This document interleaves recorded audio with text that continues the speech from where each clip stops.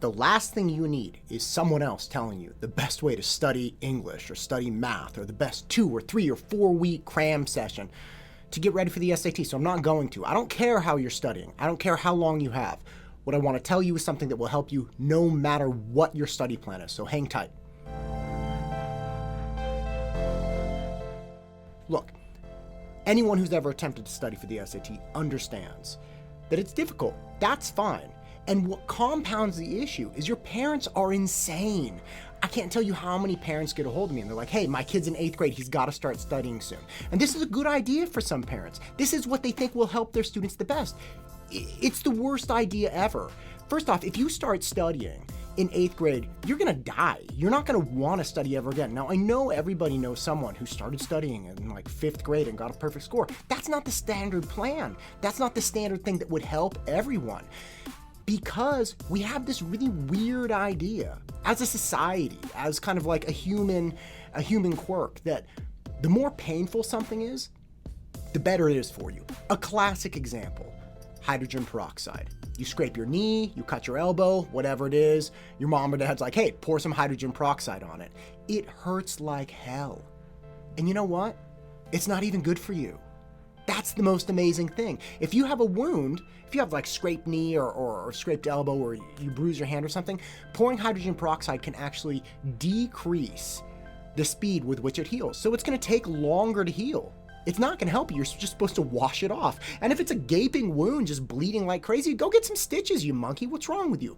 My point is this: we believe that the more painful something is, the more difficult it is, the better it is for you. That's not true. I'll give you an example. Everybody has a test book. Everybody has some Kaplan or Princeton Review or McGraw-Hill. Everybody has a test book. Their parents get it for you, right? And it's like $15 or $20, and they say, now study this thing.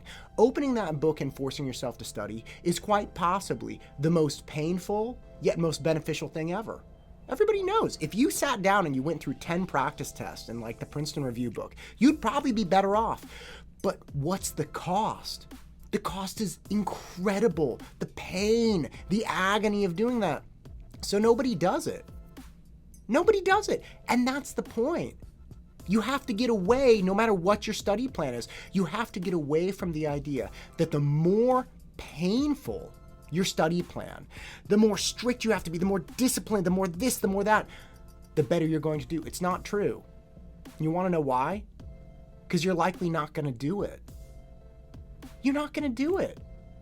If you have some study plan that requires you stay up till like midnight every full moon and do like a full practice test, blah, blah, blah, blah, and it's this horrific study plan, you're not going to do it, which means you're not going to improve. That's why all the testing companies that are like, hey, we require 2 tests a week.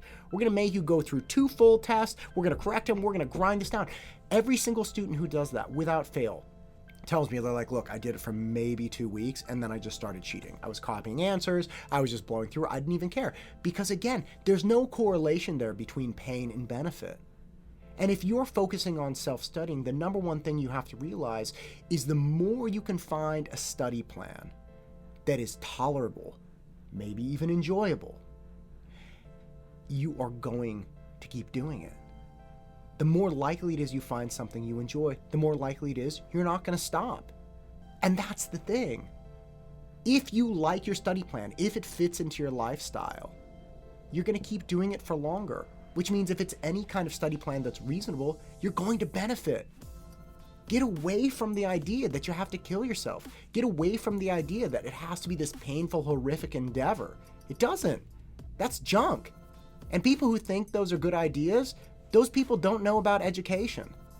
Find something that works for you. Find something that works with your life, with your heart, with your schedule, with everything you're trying to do.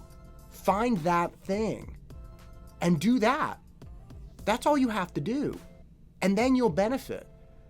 But biting off more than you can chew, setting your goals and sights on some just arduous, horrendous study schedule, it's not going to yield results because you're not going to do it.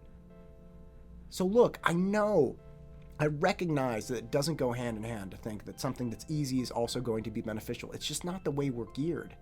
But listen, if you can get yourself to find something that works with you personally, where you don't start in 5th grade, where you're not up at midnight every full moon, where you're not killing yourself, you're going to be able to do it longer. And the longer you can do a reasonable study plan, the better you're going to be. I don't care if that's 2 weeks. I don't care if it's 2 years.